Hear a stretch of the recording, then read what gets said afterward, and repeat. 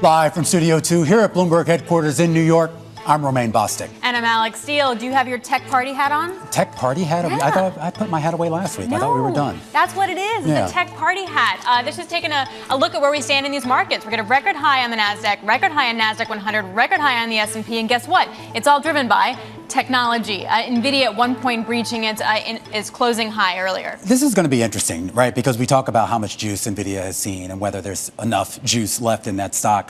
The Bloomberg folks were looking at the options activity, saying not nearly as active as what we saw over the past couple of earnings cycles. Right, and even though we might see a move, say 8% either way, that's nothing like the 16% or the 24% yeah, I mean, we've 8% seen in is still pretty wild, but it was like 2 quarters ago. I think it was like 20-something% heading into that, and I think we got 20-something% out of it. It'll be interesting to see, though, whether this ends up being sort of a broader uptrend for the rest of the AI cohorts and not just Nvidia. And is it going to be a demand or a supply thing? So if numbers don't come in the way they're supposed to, is that because supply is not there versus end user demand? And then how does the market actually respond to something like that? But for now, and of course, that was a big part of the story last earnings cycle. All eyes right now on what's going on in AI.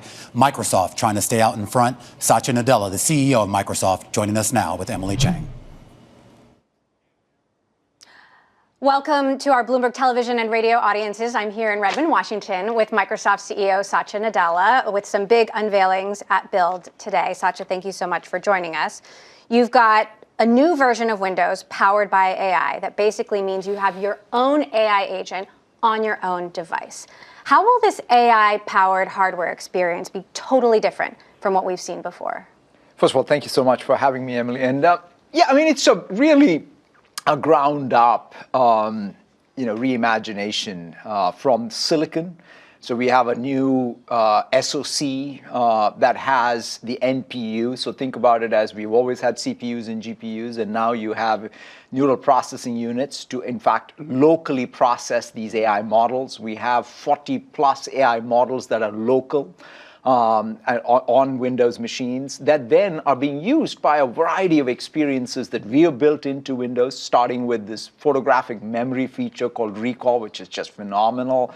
And of course, Copilot is built in to Windows. And Copilot is just not an app. It's sort of a shell affordance that's going to be there assisting you as you showed a demo of somebody playing Minecraft and, me just sharing my Minecraft screen with Copilot. And Copilot helps me finally be as competitive with my daughter on Minecraft I has always dreamed of, right? And then, of course, the third parties. I mean, Adobe showed how they're bringing all of what they do to Copilot plus PCs and many, many more other developers. So it's an exciting day for us to have a complete rethink on the full stack of Windows for the AI age. I bet you're pretty good on Minecraft, just a hunch.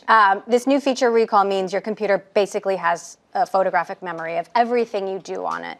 And the speed at which this is all happening is just so fast. It seems so unprecedented. How will this really make things different for consumers and change our daily routines? Yeah, I think if you think about the PC, it has always been about creating things, right? Which is, it's about being able to synthesize lots of information, create new information, pass better judgment, gain insights, and act, right? That's what you sort of do on a PC. AI is an assistant. AI helps you as an end user do anything, right? So one of the most beautiful demos today was even this thing called Co-Create, right? I am in Paint, and I'm painting a nice spring Seattle day, and I want mountains with wildflowers, and I can now have the AI assistant. That painter in me now can be inspired by AI, but ultimately I'm the one painting, and I get that satisfaction. I feel one of the things that's been one of my coworkers was telling me when her 5-year-old is saying for the first time, give me designer time. That's what felt, it feels like in the late 80s and the early 90s when we all fell in love with PCs. That was what really got us going, which is the ability to use computers to create. And I think this AI is just going to take it to the next level. Microsoft has had trouble keeping up with some of the new cutting-edge Macs, and you did do a lot of side-by-side comparisons today. Have you narrowed the gap today, truly, and how much share do you think you can take from Apple? Well, I think today was a day where we brought some of the efforts that we've had for a long time all into focus and really brought cohesiveness to them, right? For example, we've been on this journey to bring, I'll call it ARM-based PCs for a while. finally we now have the best ARM processors, which are really, the performance of the CPU itself is cutting edge.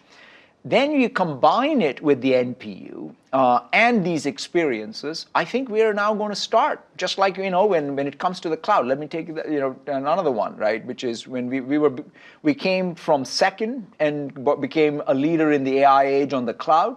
I hope on the PC we bring good competition. I mean, Apple's done a fantastic job. We now want to bring real competition back to the Windows versus Mac when it comes to the AI age.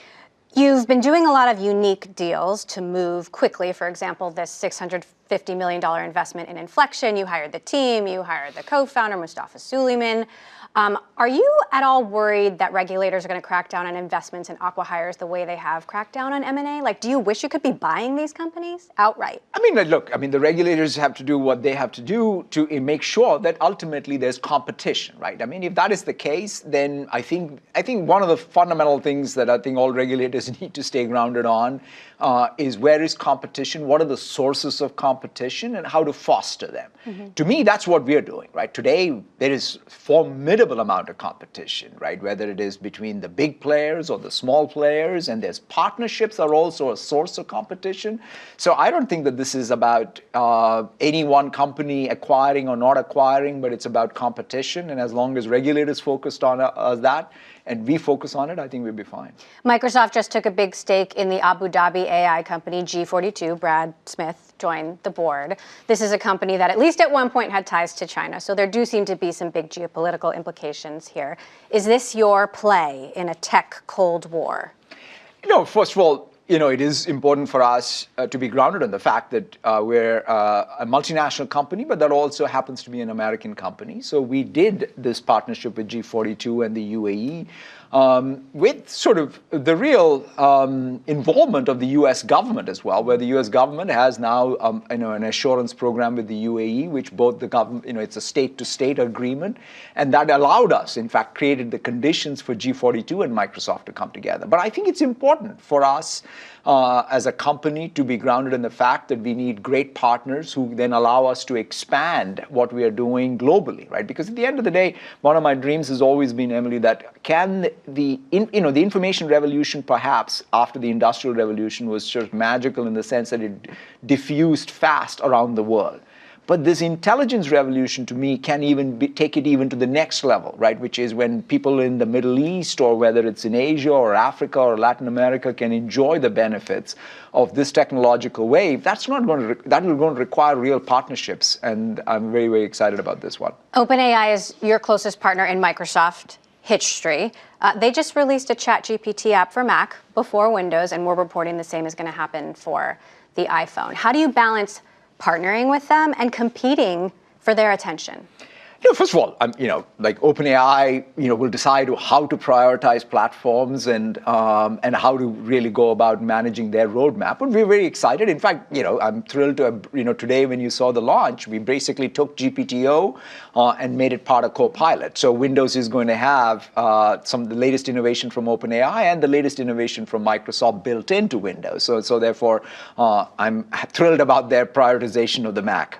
ChatGPT 4.0 is, it's pretty big wow. Have you tried ChatGPT 5? Oh, so the latest, oh yeah, of course. What about the next one? We hear reasoning is the next step. You mean, so the next version, which I believe has not been named, so I don't want to talk for them. But, look, I think OpenAI as a company has really focused a lot on not only moving the frontier forward, but also doing it with really safety first. And so they're very carefully thinking about what's the next big model. But the thing that GPT-O, like I don't want to understate the innovation in what they just launched last week, right? Which is just the first time they've been able to bring multimodal capabilities natively into the model. And you're seeing it, like in the wild as you use Copilot or ChatGPT, you can see the power. It's just, most people think, GPT-4 came out, 15, 16 months ago, but it's not been static. It has been continuously getting better, and we're excited about it. So on that note, you stressed trust a lot in your keynote today, but there have been renewed concerns over the weekend about safety at OpenAI. More key employees have left, one saying safety has taken a backseat to shiny new products. What kind of conversations have you had with Sam Altman about this? Look, I mean, at least one of the fundamental things that brought OpenAI and Microsoft together way back even in 2019 was that focus on how do we make sure that we can make progress. At that time, it was not even clear as to whether things will even work the way they worked, right? But even there, that company was very grounded on their mission around, hey, we want to bring the benefits of this to the broadest set of audience and do it safely. So, and that requires, at least in my mind, I fall into the camp of iterative development of it, right? You can't just be in the lab. You have to get it into the real world, see the adversarial attacks, make the safety harnesses better. That doesn't mean you don't take safety first as the most important feature. In fact, I say, even at Microsoft, which is, the most important feature of Azure AI is our safety service, because that's what even gives us permission to deploy anything, right? You can't just deploy. I mean, if I take the base model, like even take today's announcement, it's just so important, right? Windows now will have 40 plus models that are going to be on board on Windows. But guess what? In order to keep them safe, we will use the Azure AI service because we will be learning every hour of every day what is the new adversarial attack.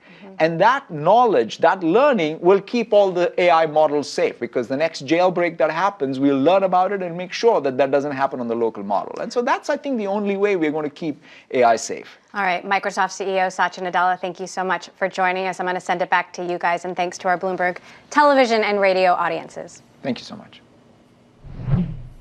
And our thanks there to Emily Chang. Interesting interview there with Nadella here on there having this big rollout. I think the idea that they have to completely rethink Windows, particularly how you integrate AI, and then at the end there, kind of seemingly responding to some of the criticisms from Alphabet about Microsoft's security lapses over the last few years and whether they're actually up for the task here on AI. And I was reading through the story, too, just on some of the stats of this new PC, that it'll be more power and will be 58% faster than Apple's top-of-the-line MacBook Air M3. Okay. That's pretty, that'd be something. That's pretty impressive. Yeah, over $1,000. For how much? The new machine's going to start around $1,000. Oh, start. So who knows? Okay, so like, right. here's the hardware. Are they going to do like Apple, where you have to buy like the plug-in cord separately and all the accessories? So. Or like a Tesla. So really, $1,000 computer is more like a $3,000 buy-in. All right. Anyway, great interview there by Emily Chang. Satya Nadella, the CEO over at Microsoft, kicking off our show today with the big focus on tech. We are going to stick with this topic and talk investment opportunities in the space with Ross Gerber, CEO over at Gerber Kawasaki. And plus, shares of Him and Hers Health is surging as the company debuts weight loss shots at an 85% discount to Wegovy. It is our stock of the hour. And Zoom, remember them? Reporting results after the bell tonight. Instant analysis when those numbers cross. Stick with us. A lot coming up here on The Close. This is Bloomberg.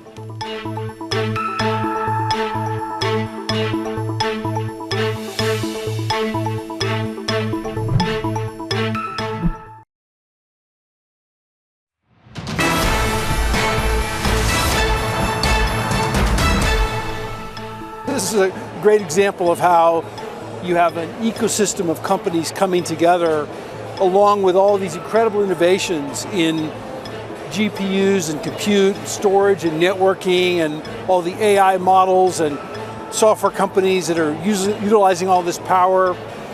And it's causing a new industrial revolution. We want to bring this generative AI capability to every company in the world. Every country has its native natural resource, call its language, its culture, its intelligence. And now people realize that because their country's data is part of their natural resource, not just the copper mines and the gold or the lithium or whatever it is, it's also the data is also part of their natural resource, and they have to make sure that they harness that natural resource and transfer it into artificial intelligence. This is a tsunami of change, and only the smart ones are going to recognize I have to plant the flag now. Whether the story is complete or not is not the issue. The train has moved out.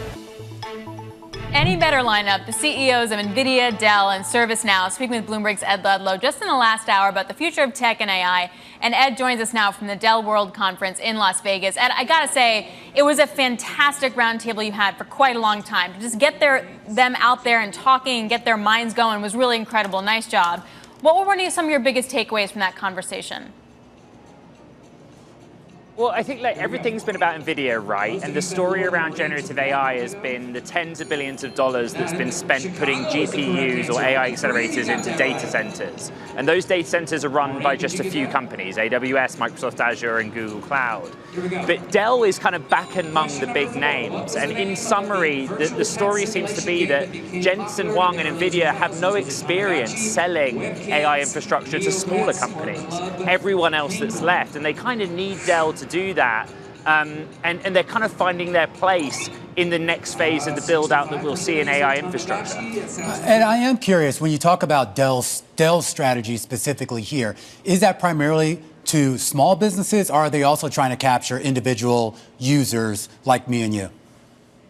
Question 5. Which both. You know, what Michael Dell and Dell have been good at is that they have sales channels into small and medium businesses, enterprises. They sell a lot more to the public sector. They do all kinds of deals at all levels of government. And in the first instance, yes, Romain, you're talking about servers, basically. Yeah. Servers that power the training of large language models. But Dell also announced 5 AI PCs today at different price points. And it's something they've been hyping up for ages. You just get so sick of hearing the term AI PC that the sense I get being here is it's now real. They'll start shipping them. And whether you and I buy one, I think that's the question, because they're expensive. But also, like, I don't think we've quite worked out, like, how does one use an AI PC in one's daily life? That's still a big unknown. Yeah, absolutely, Ed. I mean, I think that's a big question for a lot of folks as they try to roll this stuff out. Really a great interview today. Ed Ludlow out there in Las Vegas, a sit down earlier today with the CEOs of Dell, Nvidia, and ServiceNow. There you go. ServiceNow. I'm getting there. Getting old, but I remember. All right, a lot more coming up here on the show. We'll continue our focus here on tech and a closer look at Rubrik. This was the Microsoft-backed software company that just went public last month. New initiations coming out the gate. We're going to talk to one of the analysts behind that call. It's coming up next, right here on Bloomberg.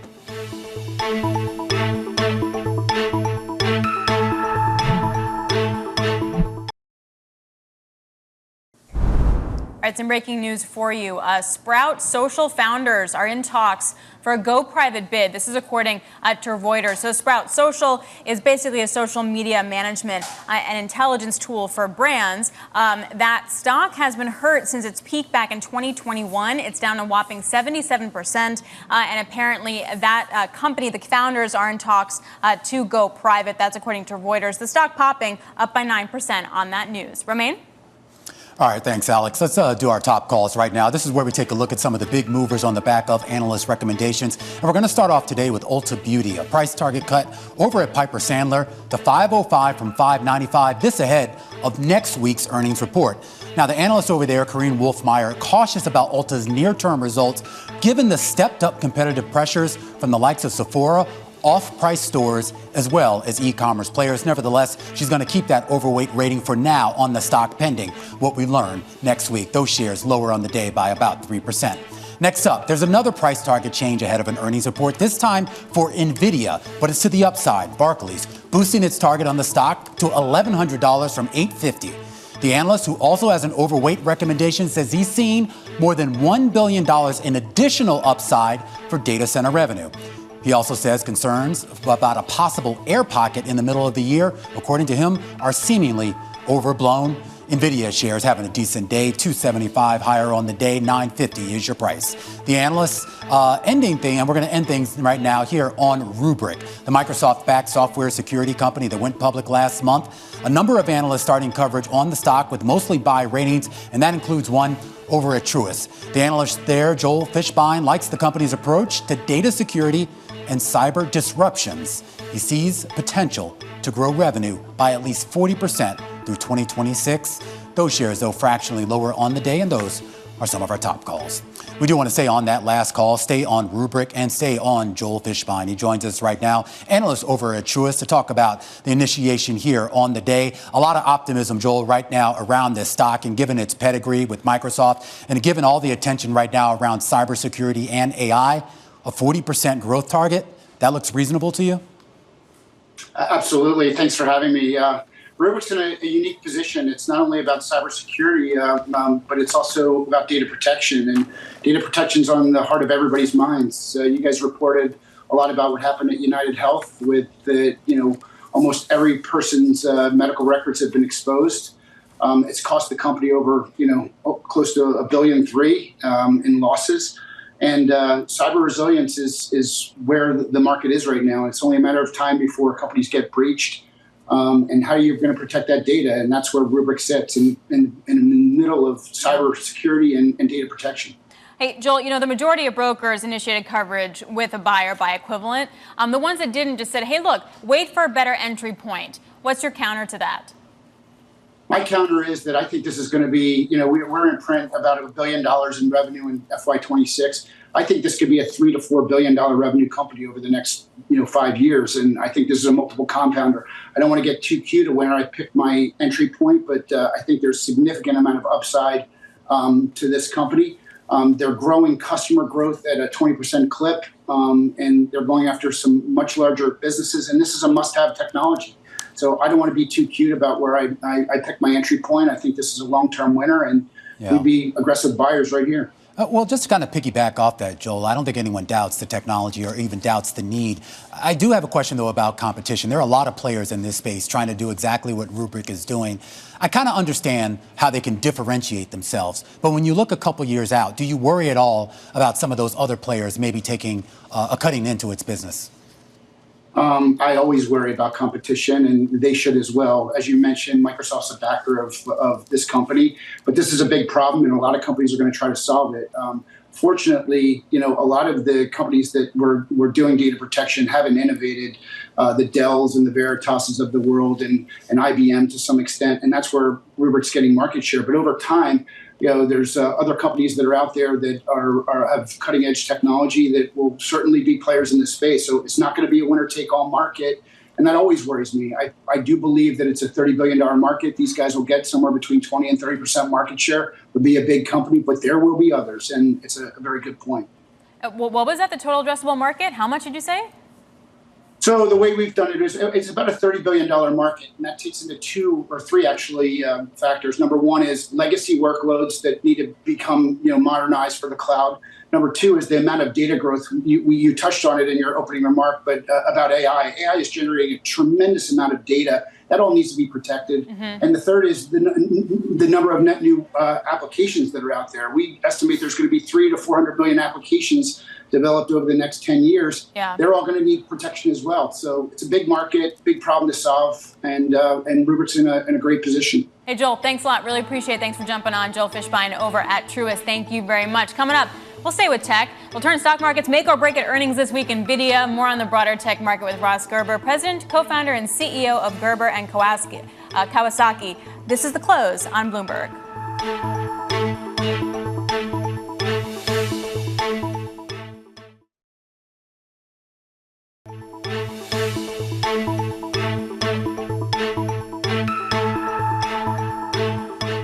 Just about 3:30 p.m. here in New York. This is the countdown to the close. I'm Romaine Boston. And I'm Alex Steele. Let me tell you if you've heard this one before. Record highs, record highs, record highs. Record highs, record highs, record highs. Interesting today, though, what's leading the charge? It's not some of those cyclicals. It's our old friends. Old buddies. Our big comfort blanket, big tech. And you know what's not leading the charge? What's that? JP Morgan. Oh. Seems like you want Jamie Dimon to retire. You finally get a hint, and then all of a sudden the stock is down over 3%. Okay, don't make Jamie Dimon angry. I'm just saying. He's very agitated these days. Tech investors today definitely not agitated.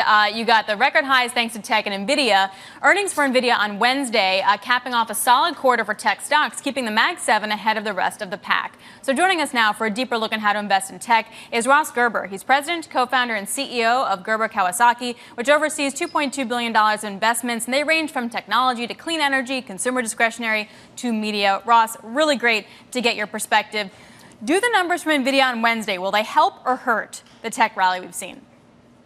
Well, the numbers themselves will, I'm sure, confirm this massive move into AI investing from the big cap tech companies and Nvidia being the biggest beneficiary of it. I can't tell you what the stock's going to do because it seems like stocks are rallying into earnings and then selling off after earnings. So we're seeing the Nvidia rally now based off earnings expectations. So I think investors should be very careful trading around earnings reports, but it doesn't change the numbers, and the numbers are going to be blowout from Nvidia. So if I was to invest in the AI thesis and I was super late to it, what's the best way for me to do that without overpaying for something right now? Probably through my fund, GK. You know, if you buy an I set you ETF, up. listen. You mean set to. me up. Sorry. You know, but like when you buy an ETF, you're buying a basket of stocks, and we own all the top AI plays in that basket. And when you're buying individual stocks, you know, you're taking a lot more risk because you don't have diversification. And so by having we have about 26, 28 stocks in our portfolio, so you have diversification, but our heaviest weighting is towards AI and tech. So if the other way investors can play it is just by buying sort of the big cap tech players that are our top holdings in our fund, like Microsoft, Nvidia, Google, Apple, Amazon, so, Dell, Oracle, ASML. So, you can just buy those individual positions or use an ETF to get the same exposure. I am curious then, Ross, when we talk about the exposure, the broad exposure, if you will. I mean, what do you think people really want, investors really want in terms of tech? Are they just focused on AI and whatever big changes come with that? Or are they looking for something that's maybe a little bit more specific? Well, I think what investors have to be careful of is that AI is at the beginning of a massive shift, fundamental shift in computing. And so there's going to be several stages to this. The first stage is going to be the hardware build out from data centers to devices and PCs, all having AI chips and abilities. And then the second stage of this moves into software, where what are the real improvements in our lives and productivity that we get from these changes. So we're just at the beginning of this. So I think investors have to be careful in watching, where am I investing in this cycle? Because we're at the beginning of the cycle. And so there might be many things that'll happen in 5 years that will be very different investments that will do well today as we build the infrastructure. And I feel like that's what a lot of people are looking for, particularly the end use case and obviously which companies would benefit from that and make good investments. Because there are a lot of people that look at that run up in Nvidia. They're drawing parallels to what we saw during the dot-com boom when Cisco was kind of the picks and shovel favorite. And of course, we saw what happened when that bloom came off the rose, and Cisco never really ever truly recovered from that. I'm not saying NVIDIA is going to be that, but there's certainly fear out there right now that a lot of people are so crowded around this one thing that it can't be good. Well, I think, I lived through the dot-com era as an investor, and I was in the business. It's actually my 30-year anniversary this next month being in the industry. And at that time, even Cisco and Microsoft traded at premium valuations. Microsoft traded at 55 times earnings the entire 90s. And I used to say one day the stock will trade at 20 times earnings. Now it's going back to the higher PE multiples again. So we're far from pricing that looks like dot-com era pricing today. So with Nvidia trading at 30 times forward earnings, it's hard to say, this stock is so out of control, when Nvidia has historically traded at more like 40 times forward earnings. So I would argue the opposite. There's a lot of value in the market today if you're a long-term investor, because valuations, although they're high, are far from even the sort of post-pandemic 21 highs, and they're far from the dot-com highs where the S&P was at 32 times earnings. So we're very far from those types of valuations. What's also far from valuations from its record highs is Tesla. Do you want Elon Musk to get paid $56 billion in his pay package? No, I don't look at it that way. I look at it as that at the time in 2018, I voted for the pay package, and Elon did a lot of the things that needed to be done to help the company be successful. And then unfortunately, because they had a flawed process, it turned out that the pay package was voided. So to go backwards and then say, we want to redo this pay package is not the right way for Tesla to handle this issue. And by doing it this way, they've now created another distraction and another issue that didn't need to be created. What they should have done is designed a new pay package for Elon that would have been much more reasonable and in line with what other CEOs get paid. But to try to justify today ratifying a 2018 package with all the problems at Tesla, that seems like a big ask. Why do you still own Tesla? I own Tesla for two reasons right now. Number one, they have the most compelling vehicles in the world. There is no doubt in my mind they make the best vehicles in the world. I've been driving the Cybertruck. I love it. I really didn't think I would love it, actually. I thought I might not like it. And it's really grown on me. I really love the vehicle. They've done great things with it. They have the best vehicles in the world. They simply don't advertise them. So nobody knows. So this is one problem. And then the second reason we own Tesla is actually for autonomy, full self-driving, and the technologies behind autonomy, I think, ultimately will be a huge benefit to society. So we own Tesla because it's the biggest changer of climate in a positive way of any company in the world by developing mega packs for utilities. And so there's just so much potential with this company. The only problem with the company is the CEO works at 4 other companies and won't advertise and says many things that many Tesla buyers don't like. So they're buying Rivians and other cars. It's all solvable in my mind.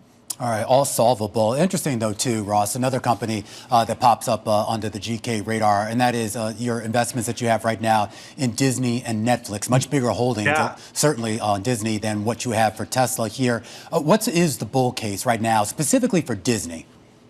Well, Disney, we break down into 3 businesses, and 2 of the businesses we love, and 1 is troubled, but will get better. So obviously, Parks and Resorts is a cash flow king. It's a wonderful business. People love the Disney experience, and it's a highly profitable, growing division, which they're investing a lot in. Secondly, sports. ESPN as a standalone sports app will be incredibly successful, and they just have to get out of the cable bundle. And that's going to happen over the next year. This approach to ESPN sports moving forward is much better than the past. And we think there's a lot of value to be created because consumers love sports, and sports are where advertisers are going and where consumers are spending money. And ESPN is the top brand in sports. And then lastly, it's about, and then of course they have the streamers, which are a great business now that it's turning profitable. But then lastly, the part that's tough is traditional TV is dying, and they're still in the traditional cable bundle. And that will end over the next 2 years. But really what Disney needs are hit movies. That's what's always driven the Disney ecosystem. And as we look over the next 12 months, they have some really great opportunities for some great movies. And if they can get the Disney magic back, we think the stock is worth substantially more. Netflix, on the other side of the coin, is getting into sports, trying to be more like ESPN. They bought some NFL games. We love what Netflix is doing. They are killing it right now, and I'm really bullish on the future of Netflix. All right, Ross, got to get you back on soon to talk. Always great conversation. Ross Gerber, president, co-founder, and CEO over at Gerber Kawasaki. And Alex, I thought his last comment there on Disney, particularly with regards to new movies and new franchise, because it seemed like they'd just gotten it right. It was just put out a Star Wars sequel, put out a Marvel sequel, and then hope for the best. And we've seen the bloom is really kind of fun. Well, also the movies weren't very good. Yeah, The later ones are really good. Like, I don't know. Yeah, well, if you put one out every 3-4 years, you have time to put some thought into it. If you're churning them out like every 6 months, it's like you're going to get and you know what Disney doesn't some have? garbage. What's that? Bridgerton. Season 3. So that's also a problem in my world. All right, Bridgerton, and I assume a Netflix fan there coming up. We're going to see if she's a fan of him and hers. The stock having its best day in about 3 years. Why? Well, they're jumping into the weight loss gain and offering, well, a pretty sizable discount to Wegovy versus what you would get on other platforms. It's our stock of the hour, and it's coming up next. This is The Close on Bloomberg.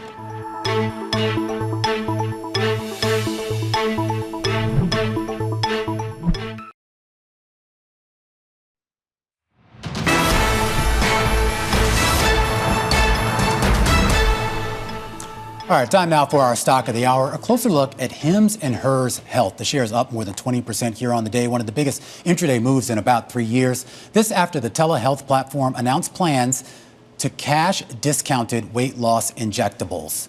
This is a fancy way, Abigail Doolittle, who's here for our stock of the hour, basically saying you're going to get Wegovy from them for a lot less than what you would pay on one of the competing platforms. How do they pull that off, and what are they charging? So it's a Wegovy-like substance. It's a compounded version. Wegovy-like substance. Yes. Do I get real weight loss or just fake weight loss? Well, I guess that's to be determined. I mean, Yeah. it's a compounded GLP-1, so it's not approved by the FDA, and that's the main difference in terms of it versus Wegovy. But plus the price, it's $199 versus Wegovy being somewhere between, let's call it $950 and $1,500 for a month, Yeah. $199 per week. So let's call it $800. But the main thing is they have it. So Well, that's what I'm curious. Is the optimism around the price or just the fact that they're selling it? I think the fact that I think it's both, actually. I think it's the price is certainly a thing, but with Novo Nordisk, a lot of it, you can't actually get the Wegovy. So you can actually get this compounded substance. Easier than you can, the branded stuff. Is that the idea? That's the idea. I mean, it was offered today. If you have you gone to their website? This website really blows me away. I mean, they're offering skincare, they're offering stress, everything. I mean, it's really, I'm like, if this is the healthcare of the future, I don't know if I necessarily want a piece of it. But if you go under the weight loss piece, which they just started the weight loss category last December, it now offers these shots. So you can basically go to one of their pharmacists, or you might also be able to bring your own script for Wegovy to them. Then they fill it. It's $199.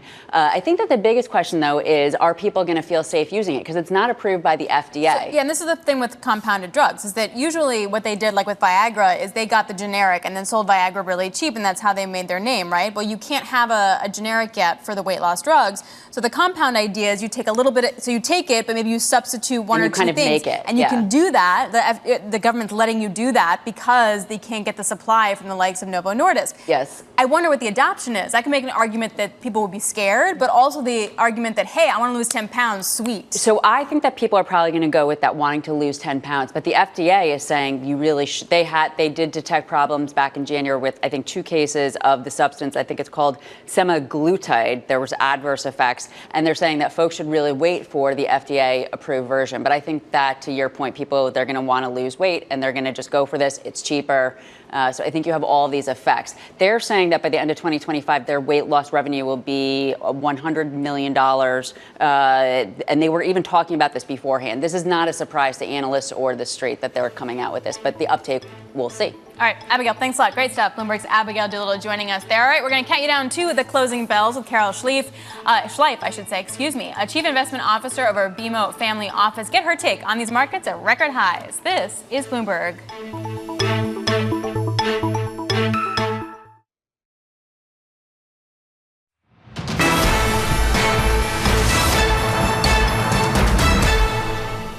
This is the countdown to the close. Romaine Bostick alongside Alex Steele.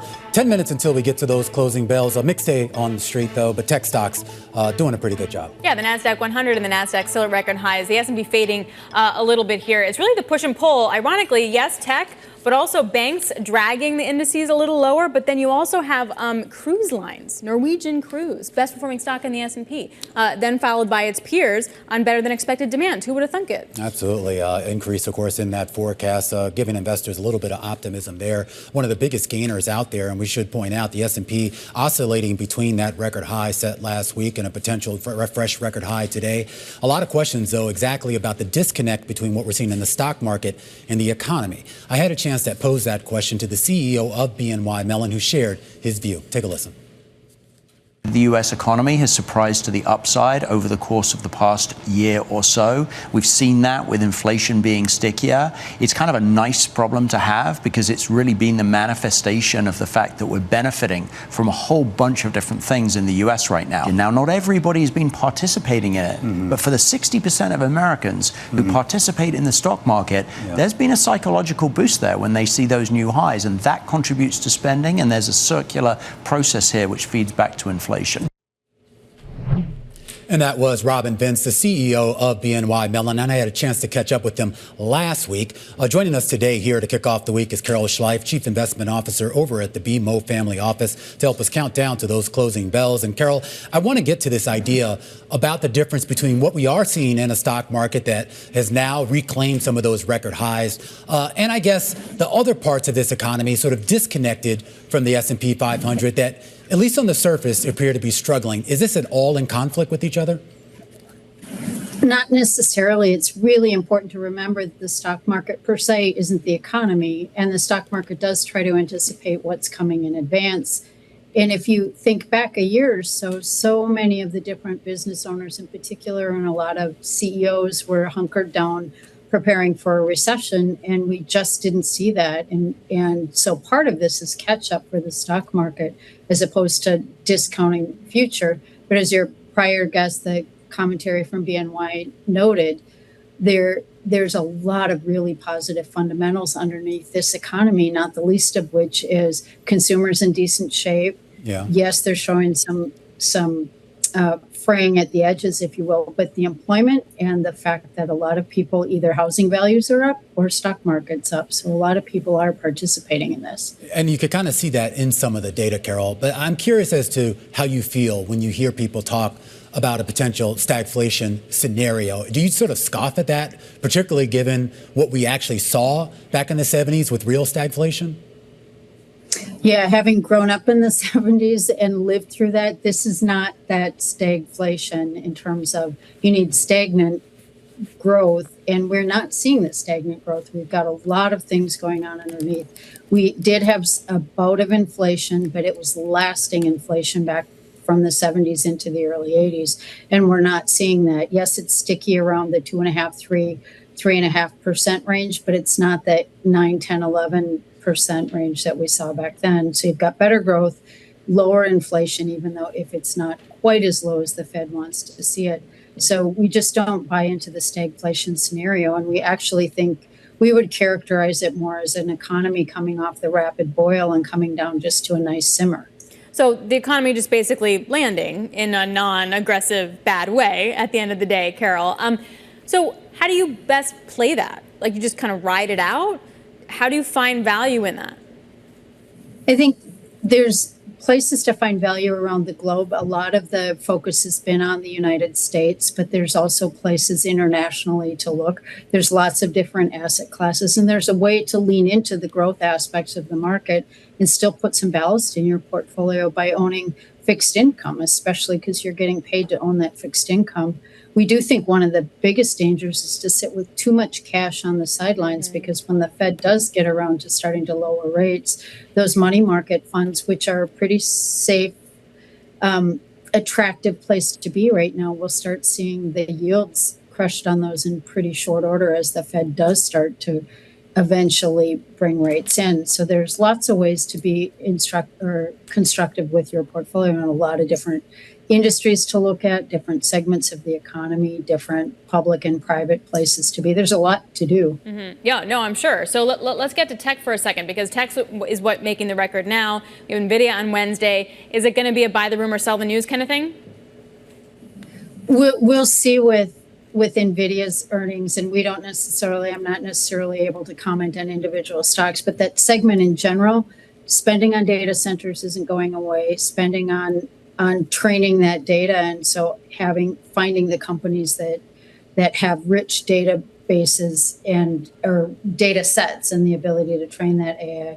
Also thinking on second and third knock-on aspects of it, in terms of just because you build a data center doesn't mean that there's an available energy grid to plug it into. And so there's a lot of different ways to play that, which we think will continue to spool out, if you will, as the year goes. Well, as people play that, I mean, obviously the big focus, Carol, has been on the chip makers and to a certain extent the software and data companies. But earlier today, our very Ed Ludlow had a chance to catch up with Michael Dell alongside Jensen Huang and ServiceNow CEO as well. And the big sort of discussion was really about how this pushes into the more consumer space, obviously PCs. We heard from Satya Nadella also at the top of the show talking about that as well. Is that ready for prime time right now? Is that investable right now? I'm not sure it's necessarily investable, but I think it's like early days of internet rollout when we saw it in the early 90s into the mid 90s. And there was some commentary back then about, especially 95 to 2000, you saw a lot of .com stocks play and then crash. But that didn't take away the fact that every company had to figure out their internet strategy. And so here too, every company, no matter what sector they're in, is going to have to figure out how they're going to deploy artificial intelligence. And a lot of managements, when you dig down into it, have been looking at this, deploying it, playing with it behind the scenes, if you will, for a decade or more. And so it's those companies that are foot forward, those industries that are foot forward, and a lot of different corners of this market are going to benefit from it, from medical to logistics to consumer companies. It's going to touch all of us. All right, Carol, always great to talk to you. Carol Schleif, Chief Investment Officer over at the BMO Family Office, helping us count you down to the closing bells. Just about 2.5 minutes until we get there, Alex. About half the S&P stocks actually in the red here on the day here. More than half, I should say. But the S&P trying to hold on to some gains. Yep, it does seem to be where maybe sort of buy the rumor, sell the news situation. But it's really also banks that are weighing on here, particularly JP Morgan, one of the worst performing stocks in the S&P. Yeah, I thought the forecast they gave was pretty good. It was. Jamie Dimon, man. Just kind of sell the news? Or? He is changing his tune on those 5 years until retirement scenario. Less than 5 years. All right, well, we are moving closer to the closing bell. Full market coverage of everything that happened today as we take you to the bell and beyond. Beyond the Bell, Bloomberg's comprehensive cross-platform coverage of the U.S. market close starts right now. And right now, we are 2 minutes away from the end of the trading day. Romaine Bostick alongside Alex Steele. We're counting you down to the closing bell. And here to take us beyond the bell, it's a global simulcast with Scarlett Fu here in the TV studio, Carol Masser and Tim Stenovic reunited in the radio booth. Welcome to our audiences across all of our Bloomberg platforms. She's singing, guys. Radio, TV, YouTube, and apparently now we're also on Spotify. Might have been our last simulcast after that. I don't know. Oh, they're coming in. They're like, Carol, could you come here, please? Are we going to get another record, guys?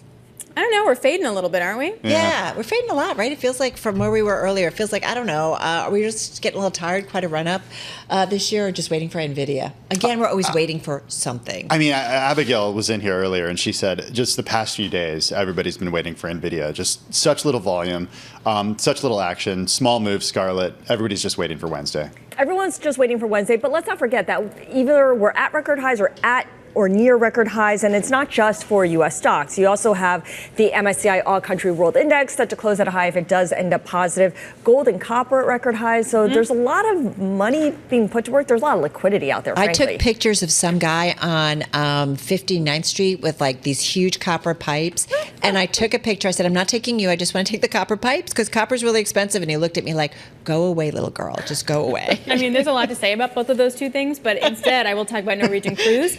Talk about, stocks that are doing well. I mean, it boosted its adjusted earnings per share forecast for the full year. It's really lifting its peers. Again, not just tech.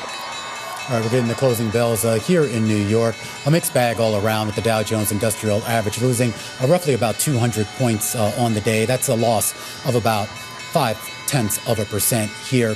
Interesting moves here in the S&P 500. It takes some time for these numbers to settle, but we should point out the record high from last week was at that right around that 53.08 level, and it looks like we did break that here today. So 53.08.24 it looks like is where we are going to settle at, and that would be a record high, but only by about, I think, less than a point or so. It's up about 5 points on the day, 0.1% higher on the day. The NASDAQ Composite up more than 100 points, or 0.7% to a fresh record high, as is the NASDAQ 100 and the Russell 2000. Modest gains here on the day, up about 7 points or 0.3%. All right, Romaine, and just kind of an even split. If you look at the S&P 500, you've got about 213 names gaining some ground on this Monday session, 286 to the downside. So a little bit of a more down tone, if you will. And we've got Scarlett 4 unchanged. Yeah, I've lost track of the number of record highs the S&P 500 has set this year. I think this is 24. 24? Can I just point out the record high? I just wanted to double check was 53.08.15. We closed at 53.08.20. Just by a hair. So I don't know if you bought a hat for that, but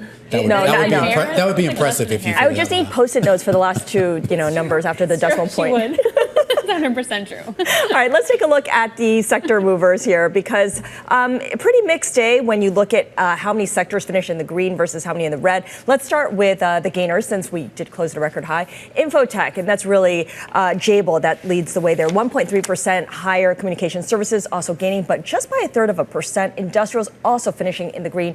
On the downside, JP Morgan dragging the financials lower, consumer discretionary, and real estate investment trust losing about 2/3 to 3/4%. All right, guys, let's get to some of the individual gainers. And you've got number one gainer in the S&P 500, Norwegian Cruise, and also kind of lifting the overall group. Norwegian coming out, raising its full-year profit outlook for the second time this month, while also updating its midterm strategic vision. The cruise industry, we've known unprecedented demand this year. Royal Caribbean and Carnival also reporting record booking levels. So really the whole group was on fire today. Norwegian up about 7.5%. Carnival, by the way, up about 7.3%. All right, I'm sure you guys talked about this story. I'm guessing you did. Hims and Hers Health, a name that had never been really on my radar, but this one finishing off its highs. It was up 38% at its best levels of the day, 27% though at the close here.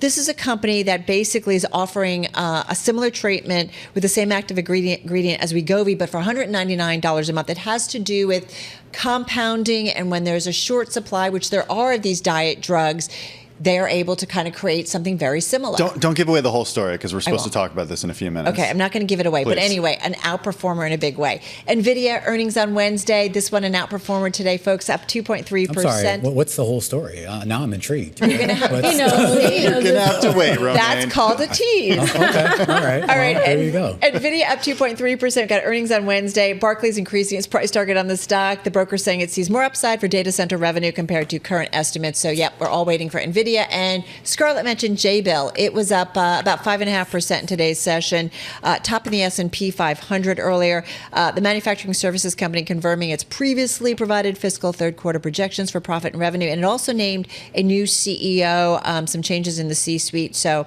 also mentioned that it completed an investigation related to corporate policies, and saying that investigation did not impact financial statements or financial reporting. I'm done. Okay, the gainers. I got some decliners. I want to talk about JP Morgan Chase because it did trade to an all-time intraday high before actually falling more than 4% today. It fell 4.5%. The company came out and raised its forecast for this year's net interest income. It is its biggest source of revenue. But then Jamie Dimon told shareholders that his retirement timetable is, quote, not 5 years anymore, in response to a question about how long he planned to remain CEO. This all happened during the firm's investor day. He said that the bank is well on its way with its succession plans. He's been at the top job going all the way back to 2006. He's 68 years old. And earlier this year, he did move some of his top lieutenants into new senior roles. The idea is that it gives them more experience running other parts of the firm as he prepares potential successors. Ulta shares also falling today, down 3.3%. Ulta Beauty shares fell after Piper Sandler cut its price target on the retailer. Piper Sandler maintains an overweight rating on the stock. And I do want to end with Instacart here, down 4.4% today. It did slide as much as 6% earlier in the session after the company's CFO said at the JP Morgan Global Technology, Media and Communications Conference that the company doesn't expect to exceed its gross transaction value guidance. She said the company's approach to GTV guidance is to try to provide its best projection of what's going to happen in the quarter. And she said that we're providing guidance that we do not expect to exceed, which of course disappointed investors. I just want to go back real quickly to the S&P 500. We said it closed at a record high. We also say it takes a while for these numbers to settle. They have now settled, and it is not a record high. So we should just point out 53.08. Remove the banner. Was the record high from May 15th. The official close today right now is 53.08.13. So if you are one of these people keeping score here, Scarlett, change your Post-it. Yeah, that's what I was just going to say. That's why I have the Post-it notes on the hat. But take off the cap. We're joking, but we're not actually, because she does have Post-its where she puts things. This is I know this because I do the same thing. All right, let's get a quick check-in here on yields. They were up. The 10-year yield is above that 50-day moving average. So let's kind of know a little bit of selling there in the bond market, Scar. All right, we have Zoom Video coming out with results. Let's go with the first quarter adjusted EPS, $1.35, beating the consensus estimate of $1.19. Revenue slightly higher than anticipated, $1.14 billion versus $1.13 billion. Keep in mind that this is a small single-digit increase in revenue, and that has not happened, this single-digit revenue increase since fourth quarter of 2022. As for the outlook for this quarter, it's the second quarter revenue of $1.15 billion to, nope, that's a typo, so we'll come back to that. Second quarter adjusted EPS of $1.20 to $1.21. Analysts were looking for $1.24. So that outlook for second quarter EPS does fall short. Full year revenue, $4.61 billion to $4.62 billion. Previously, you saw about $4.6 billion. Analysts were looking for $4.61 billion. That's a very narrow range. You typically don't see that for these outlooks. It's like you put a piece of cold cuts like in the middle of it, like it's so thin. Hey, stock's down about 3.3% here in the aftermarket. So investors not liking it. Keep in mind, Remain, it's down about 11% so far this year. You've got about 5% of the float shorted, but yeah. Investors not really loving what they've got here. All right. Earnings out by Palo Alto Networks as well. The share is moving lower here in after hours trading. I'm going to start with the forecast. The company sees fiscal fourth quarter revenue at 2.15 to 2.17. The top end of that range is the average of analyst estimates. So effectively, the company guiding a little bit light. As for the quarter that just passed, the company reported fiscal third quarter revenue of $2.0 billion. The street was looking for 1.97. So pretty much in line with estimates. And it looked like on the EPS side, I'm not seeing the comparison, but they reported $1.32 there. But again, it looks like the bigger news here is that the full year forecast, the fourth quarter forecast coming in just a little bit light. Shares down 8.6% as we speak. The company CFO saying that they've remained disciplined in execution while investing in go-to-market and innovation, delivering constant profitable growth yet again in the third quarter. And they look forward to executing against the strategic goals and financial targets as they close out the year. I just want to go back to Zoom for a moment. So that company was talking about how they have about 191,000 enterprise customers, and they're really touting that. And I think that that's an important point to just capitalize on, because it missed estimates, and that's where they're sort of putting all their money. They don't really care if you if us, you, me, Carol, all wind up getting Zoom, they really need the corporate customers to do that like a Meta did. And it looks like that estimate missed. Right. My family chats on the weekend don't matter. Yeah, they don't really matter. want, Bloomberg and everybody else to be on Zoom. All right. Compounding, by the way, just head to Bloomberg.com, Romaine, or the Bloomberg Terminal. You can read that story, or maybe we'll talk about it. Oh, you should have given it all the way because we ran out of time. Sorry. I should have. All right, guys. Watching Palo Alto down almost 7% and Zoom down about 1.7%. All right, that's a wrap. Our cross-platform radio, TV, YouTube, Bloomberg Originals, Beyond the Bell. We'll see you again, same time, same place, tomorrow. And our coverage continues right here on Bloomberg Television, a deeper dive into some of the earnings that we just got out of Zoom, out of Palo Alto Networks, and a couple others. Stick with us. This is The Close on Bloomberg.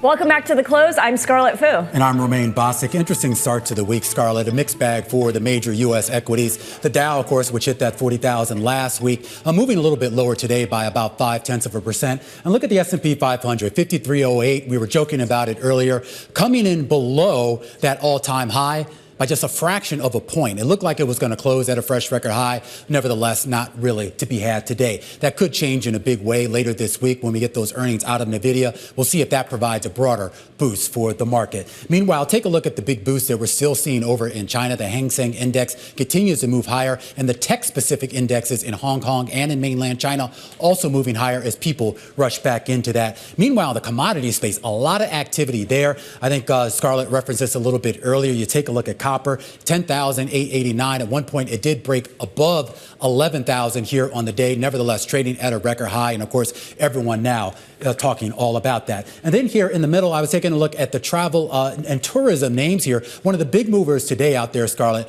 was Norwegian Cruise Lines. The banks also providing a little bit of movement today as well. Absolutely. Norwegian Cruise Line was the best performer in the S&P 500, but I want to move ahead to the banks that you referenced there. Goldman Sachs finishing down 1%. Financials as a group were under pressure. We know JP Morgan held its investor day. We'll get to the details in a little bit. What stuck out for me was what Jamie Dimon said when it came to share repurchases. Basically, Jamie Dimon said that the bank is not looking to buy back its own shares at these levels, suggesting he thinks prices are too expensive. And you could see there JP Morgan closing down about 4.5% on the day. Norwegian Cruise Line, which we had mentioned earlier, the best performer in the S&P 500, raising its full year profit outlook for a second time this month. It's investing in eight new ships and the infrastructure at its private island as well. So willing to spend as consumers spend to get away on different cruise ships. Now, our top story this hour is where are consumers struggling with high prices willing to actually spend their money?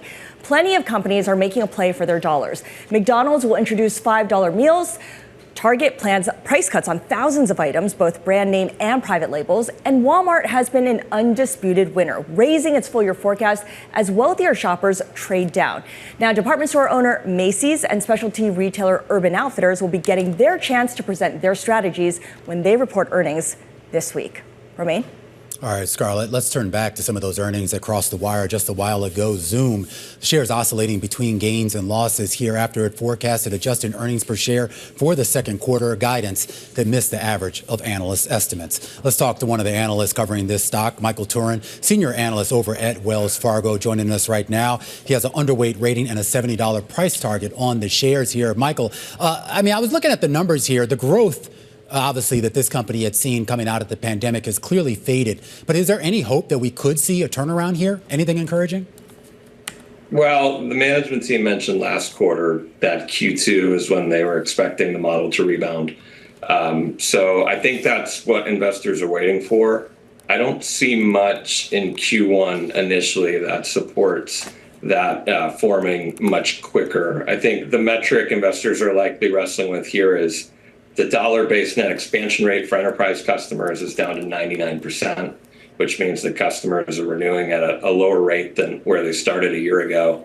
And the monthly churn metric picked up a little bit here versus what they were reporting last quarter. Yeah. So like some other models in software, I think investors are waiting to see where growth ultimately troughs before gaining confidence that the worst is behind the company. I am curious, what sort of gets you, Michael, to actually turn this around? I mean, you've never really been bullish on this stock. You've had it underweight for a while, and I think equal weight before that, after the initiation here. What would get you to have the confidence to actually recommend this stock as a buy? I mean, one would be if we just saw a stronger capital allocation program from the company. I think either more aggressive buybacks. They're targeting $1.5 billion as of the program last quarter, but the company throws off $1.5 billion in annual free cash flow.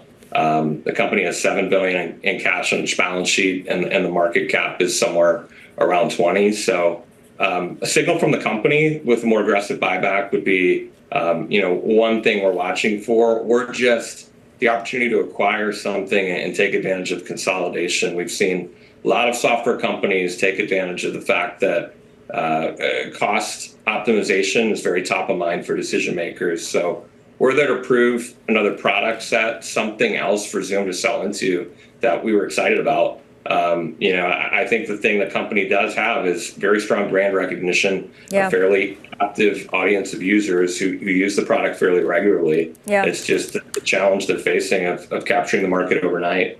Yeah, well, the company's name is now a verb, so that's how you know that it's got name recognition.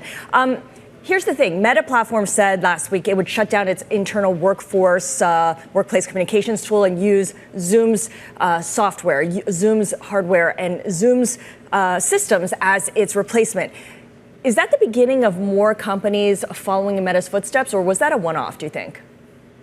I think that's more of a one-off. I mean, Meta has had challenges with things in enterprise. So I think this is their opportunity to leverage Zoom's employee experience platform and give their customers the opportunity to take on something longer term. Mm-hmm. I would view that as more one-off, but the question for Zoom is, can you add up a few of these one-offs to get to something more consequential? As you mentioned, companies now at single-digit growth, so investors aren't looking for heroics here. They're looking for a path to 5 to 10% growth, and just away from the potential prospect of growth falling negative here, which does not happen often in recurring software. I like the way you put that. They're not looking for heroics here. I mean, should investors look at Zoom as a utility more than a growth company? Because those who are paying for Zoom services are likely to continue doing so. They're just not going to get a lot of growth from the small to medium enterprises that they had relied on. Yeah, it's a good parallel. I think one thing investors are wrestling with is that software has generally been a growth sector. Investors generally have a growth bias, and I think have challenges with valuing these companies that fall into more of a value-like framework. So I do think there are elements of what you're saying that are right. Mm-hmm. Investors need to look at this business as, look, it's efficient. It's already 40% margin. So the growth trajectory is different, but the stability of it is still something that I think there's an investor audience for. The challenge is value investors don't tend to look at software very often. They have challenges with a few other elements of the business model we could spend more time talking about. Yeah. Well, maybe when they start paying a dividend, that might change, right? Yeah. Dividend, stock-based compensation, there are certain elements of the software model that have been misaligned with value investors and can leave companies in this difficult in-between period. All right, Michael, going to have to leave it there. Michael Turrin, Wells Fargo senior analyst. A closer look at Zoom. Shares lower by about a fraction of a percent here and after hours trading. But we want to turn our attention here to Peloton. Those shares down 13%. This after the company said it's going to launch a $1 billion leveraged loan sale as it refinances debt. Now, everyone knew that this was coming, but the breakdown of it is intriguing. $275 million in convertible senior notes due in 2029, a $1 billion 5-year term loan facility. That is what they disclosed. We should point out, Scarlett, this is going to replace an $800 million convertible senior notes outstanding that they were paying 0% on. And the chatter, again, they didn't disclose this in the release, but Bloomberg reporting over the last few weeks has said that they had been shopped around by JP Morgan at 6% here. So yes, this does give them some relief in terms of getting out of the current debt. But of course, it means the debt servicing cost is going to be a lot higher going forward than it was in the past. It had to pay up. So like Zoom, another pandemic darling that has struggled to adjust to the post-pandemic norm. You mentioned JP Morgan had been shopping the company around. There are a lot of headlines out of JP Morgan, specifically its investor day today. And one of the most interesting were Jamie Dimon's comments on succession. I have the energy that I've always had. That's important. I think when I can't put the jersey on and give it full thing, I should leave, basically. The board probably, it's up to them at the time. Will I stay as chairman for a while? We'll see. But I think and we're on the way. I mean, we're moving people around. Joining us now, Sally Bakewell, who leads our U.S. finance coverage here at Bloomberg. He says it's up to the board. He's the chairman of the board, so it's kind of up to him, isn't it?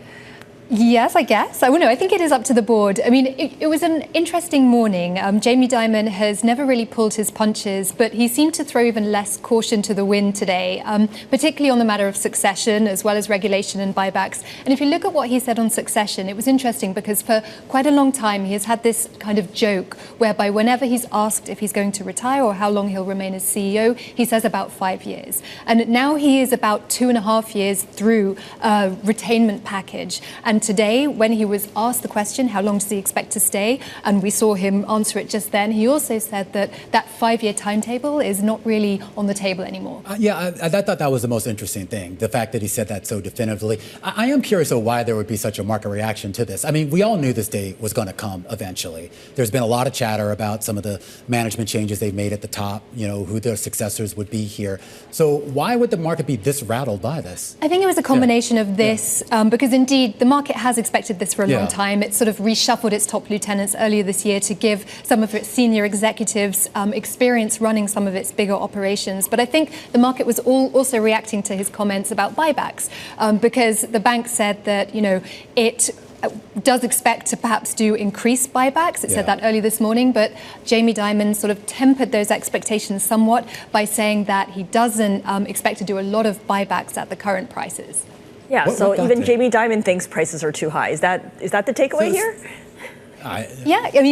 He said that when prices decline, they will be a lot more aggressive about buying back stock. Yeah, I just wonder what got to him. I mean, you mentioned the board, and obviously there's a whole separate committee that does the search, so he wouldn't be involved in that. At least he's not supposed to be involved in that. But it raises the question as to whether we are seeing maybe the board flex a little bit more. There was a lot of talk about him losing his mentor. I think it was last year, right? The chairman last year, and a couple other folks. And so is this idea here that now the people on that board don't necessarily have the same connection? Maybe they are willing to finally say, look, you've done a phenomenal job, but it's time to go.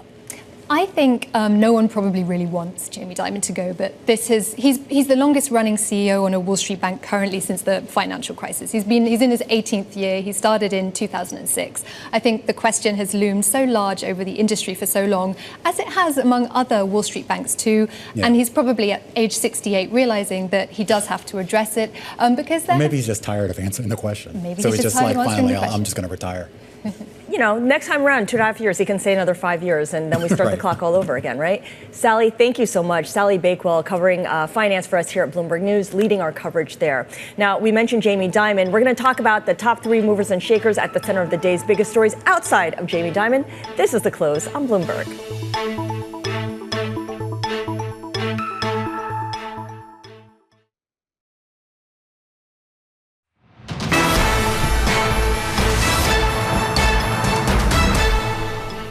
Time now for the top 3, where we name drop the folks driving some of the day's most talked about stories. And first up is Eli Manning, the former quarterback who led his underdog New York Giants to 2 Super Bowl victories, now wants a team of his own.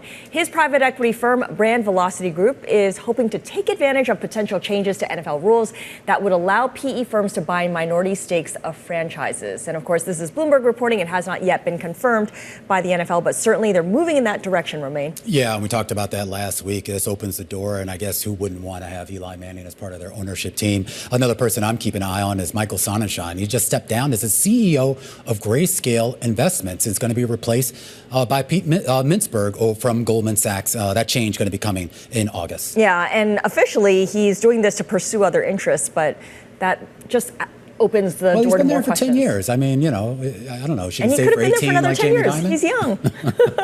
All right, finally, Ivan Boesky. You remember him. I remember him. The one-time Wall Street titan, later exposed as an insider trading in the 1980s, has died. He's the real-life inspiration for Gordon Gekko.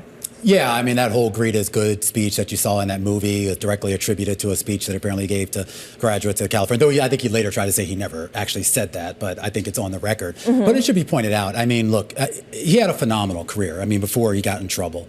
I mean, just taking really what was just a small inheritance and turning it into a $100 million fortune. But of course, when you talk about the downfall of Drexel Burnham, of Michael Milken, and all those cohorts, and the role Ivan played. Boesky and his testimony, they really did all those guys in. So, someone who obviously gets lauded on Wall Street, but also a bit of a villain as well, if you will, here in the days when I think anything went on Wall Street. Yeah, the go-go 80s. Yeah. He's very much, he personifies that. I think part of the speech he was giving, greed is all right, by the way, as opposed to greed is good, what Gecko said. Yeah. All right, well, Ivan Boesky passing away here. This is the close on Bloomberg.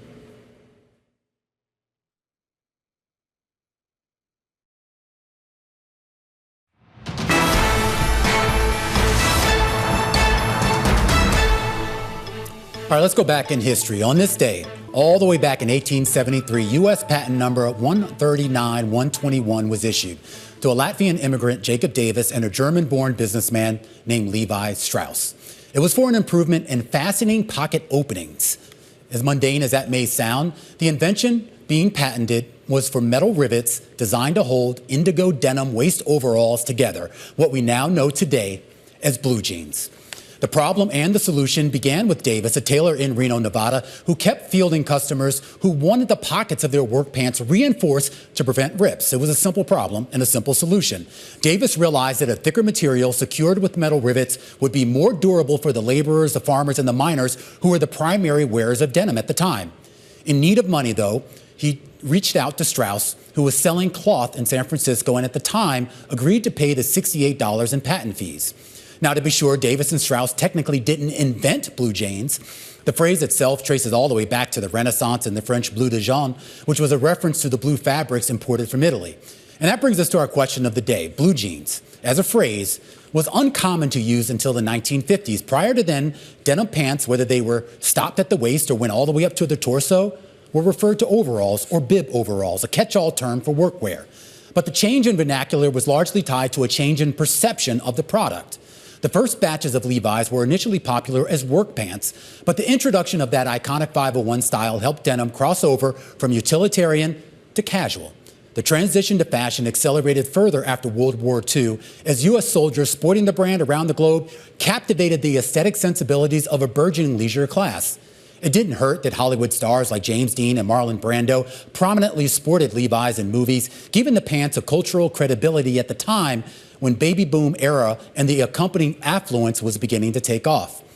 While Levi's has had its shares of ups and downs, the company's legacy may be rooted more in its ability to keep up with the changing tastes and social mores. Belt loops, they were added to jeans in the 1920s. Lady Levi's, they were introduced in the 30s to target specific body shape differences. The 1950s brought us the cuffed and boxy style, as well as the first zipper fly, which was met with derision and fear for obvious reasons. Slim cigarette-cut jeans for women dominated the 1960s. Bell-bottoms and patchwork jeans were prominent in the 70s. And from there, it was high-waisted jeans favored by moms. Then big and baggy jeans favored by rappers. Then low-rise jeans favored by Britney Spears. And then skinny jeans favored by whoever could squeeze themselves into it. Of course, fashion tends to be cyclical. And now we're back again to the wide-leg jeans, the culottes, and comfort. Whatever style or trend Levi's has had, whatever style or trend has really dominated, Levi's has really managed to endure for 171 years now, and maybe, Scarlett, 171 years more. Fantastic summary. They've gone from a utilitarian to casual to high fashion in that time. Let's stay with retail following that upbeat report from Walmart last week, because we have Macy's, Target, Ross, and TJX all among the companies set to report this week, along with a bunch of specialty retailers, too. Joining us now for a preview is Sucharita Kodali. She is a retail analyst at Forrester Research. So, Sucharita, we have what some people are calling a K-shaped economy, in which the wealthy are doing fine and spending plenty of money and not really being held back, while those with lower incomes are really struggling with the high prices and are looking for different ways to cut their costs. In that kind of environment, which retailers stand out the most? Yes, Walmart's done well, but of those that are reporting this week, for instance, Macy's, TJX, Ross, who stands out? Well, certainly anybody that is a value retailer should do well. So certainly the off-price companies, TJX and Ross, have been doing incredibly well for the last decade, but certainly through the pandemic and now as well, when consumers are concerned about inflation and they're looking for great value wherever they can. That also explains a lot of the success of other sectors like the club sector, the warehouse club sector. Now, the department store sector is a different beast because particularly in that middle range of department stores, unfortunately, like Macy's, they're more challenged because the consumer has either gone, to your point, very high end, or they go to really to the bargains and the value at stores like Walmart or even the Dollar Channel. Target's a funny one because it should be doing well. It didn't have a great quarter last quarter, but I think some of those are executional issues and it often ends up being cyclical. And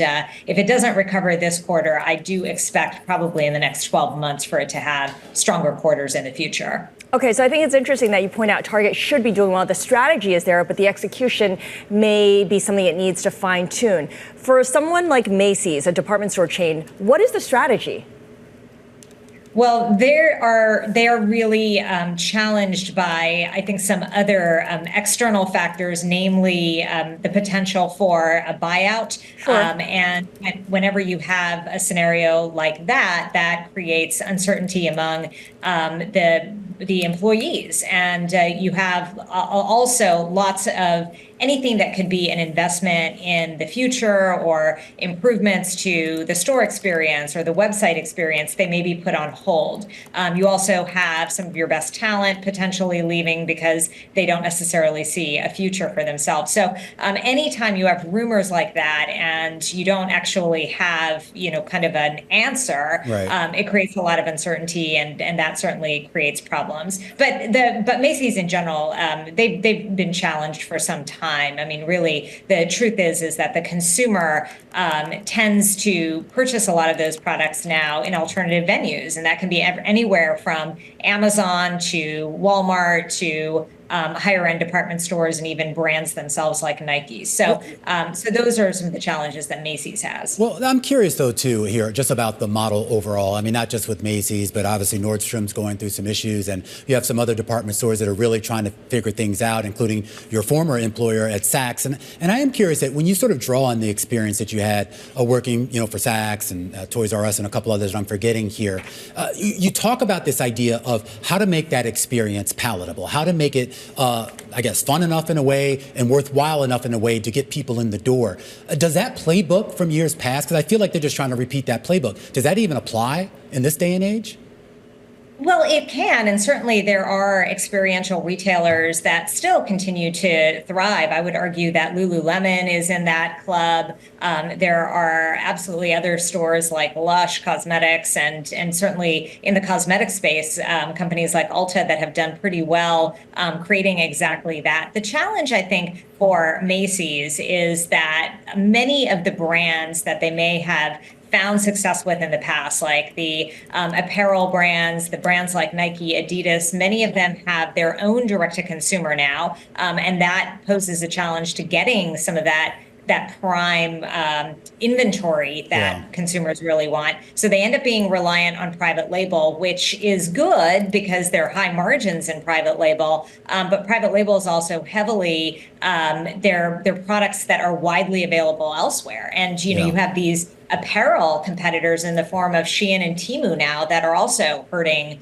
a lot of these mid-range department stores. All right, Sucharita, need to leave it right there. Great conversation. Got to get you back soon. Sucharita Kodali, retail analyst over at Forrester Research here. And I think as Macy's and those big departments try to figure things out, a few other retail companies also trying to figure things out. There was an interesting story on Target today, Scarlett, basically saying they're going to cut the prices on about 5,000 products here, kind of an acknowledgement about how inflation is really hitting some of their customers. In this case, it's deflation, right? Yeah. And it's not just coming out with your own brands. That's part of it. Some of it will be national brands, too. They're going to be marking down. I wonder how much of this is going to be permanent versus kind of a summer thing, and then they'll see how it goes, whether it juices sales. I feel like some of this might be permanent. Remember we were talking about the McDonald's and their $5 thing, and everyone's saying, okay, is this just kind of a one-off promotion and they'll be back? And they're saying that no, a lot of these stores realize that, at least the ones that cater to a lower income consumer, it's like that's your bread and butter. like, you should be catering to them all the time. You got to listen to them. And there are a lot of people that feel, whether it's McDonald's got a little bit too aggressive with the pricing, and even Target, which has always tried to have that luxe appeal. That's not what people are looking for. Yeah, but the $5 meals at McDonald's is not going to include certain things. That'll only be certain kinds of foods. It's not going to be chicken McNuggets, for instance. No, I don't think so. So that what means. Are they feeding me? Do you go to McDonald's? I don't strike you as a McDonald's guy. Yeah, but that means also when Target cuts prices, it's not across the board for everything. It'll be certain things, and it's a way to get people in for them to spend money on other things. Absolutely. All right, we're going to make a hard pivot from that and talk a little bit about property insurance, particularly commercial property insurance down in Florida, which apparently has been surging. The cost of that surging to nearly 5 times the national pace. That's according to the credit rating firm AM Best. And those rising costs are causing havoc for parts of the state's economy. Lauren Coleman-Lochner joining us right now, a Bloomberg reporter covering this story. And Lauren, I feel like every time we talk about Florida and real estate, it's always about the cost of insurance and how it just keeps going up. Is there any sort of hope that this might be stemmed? So there are things happening to mitigate those costs, is my understanding, but it's been a really tough slog for senior living, and those costs have continued to really climb way out of proportion to other property insurance costs. So give us a sense of what you learned when you talked to operators and owners of these senior living facilities, and how they're finally giving in, basically, after years of premiums going up. So we're seeing a lot of pressure and a lot of closures, or in some cases we see operators who say, look, these sharply higher property insurance costs are just sort of the last straw. We're already dealing with staffing shortages. We're dealing with increased regulation. We're dealing with much higher costs for workers, for things like food, things like construction, if you do have climate damage and you have to replace. And so this is one more pressure in a sector that's already very pressured. So how are they handling that with regards to the costs? Are those costs now being passed on to the clients, or are they eating those costs right now? So in some cases you can. If you have a private pay clientele, like some of these assisted living facilities, you can pass them on. The question is, to what extent can you pass them on, right? Everybody's aware of these costs, and even for affluent people or more affluent people, these places do not come cheap. So there is concern that there will be a limit as far as how much they can pass, but they at least have more flexibility. If you are in a nursing home and you have Medicaid reimbursement, that's already deemed inadequate to cover basic costs anyway by operators.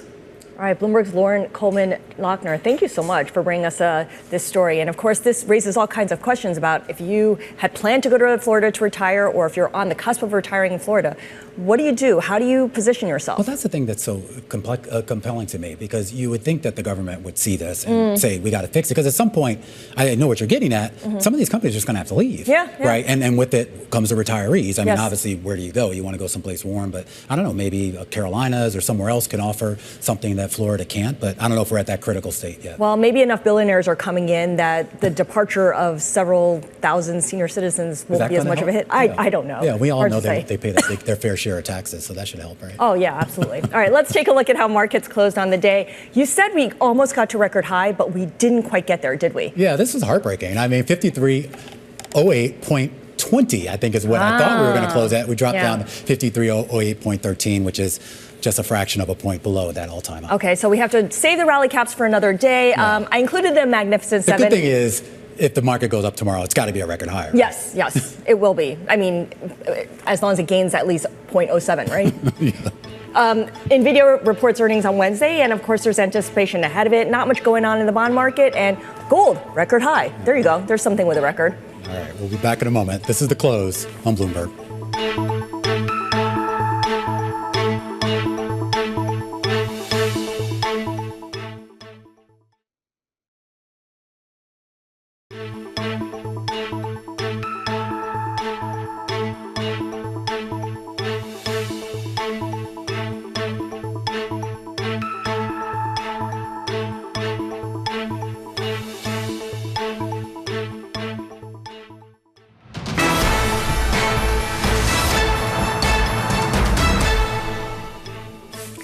get now to the latest on the helicopter crash that killed Iran's president over the weekend.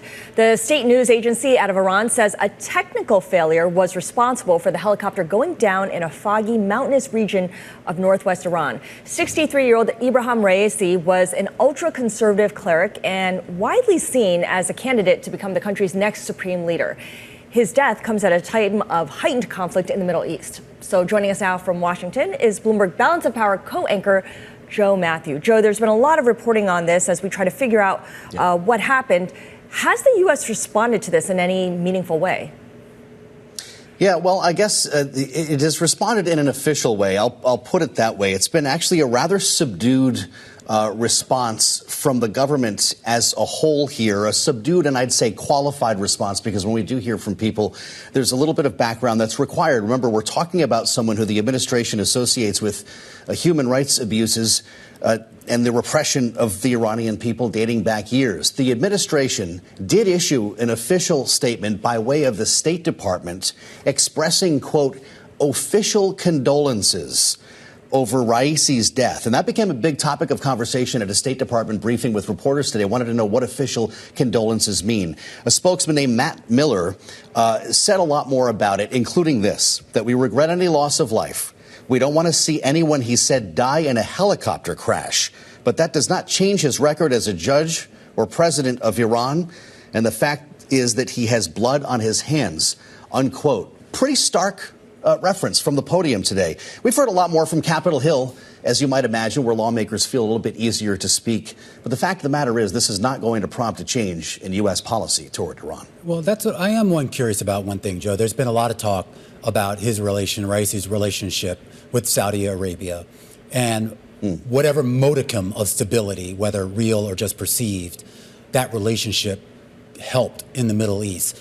Did the U.S. administration, any members of the U.S. administration, reference that, and did they raise any concerns about his absence in that process? No, they haven't. And to be fair, you know, the president is making his way to town late today, back from Delaware. We haven't had the traditional briefing with reporters that would come with a full day of business in Washington remain. So that could be forthcoming. But you're putting your finger on something incredibly important, because this is all happening against the backdrop of this war in Gaza.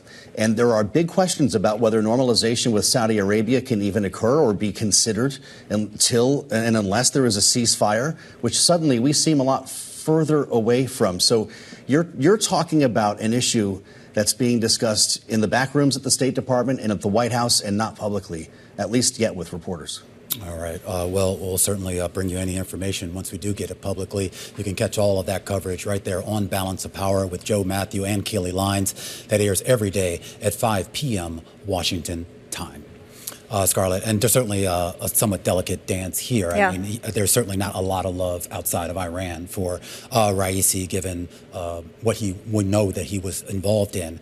But it does raise a lot of questions about who is the Middle East broker right now that the U.S. can actually turn to help in some of these conflicts. Yeah, and who is going to succeed him, and whether the person who does succeed him may be more moderate and maybe someone that the U.S. can work with, if not officially, then unofficially behind the scenes. Yeah, absolutely. A story definitely that we will be keeping an eye on here. In the meantime, we're going to keep you up to date here on some big stories that could potentially move the market over the next 24 hours. Our What to Watch segment coming up after the break. This is The Close on Bloomberg.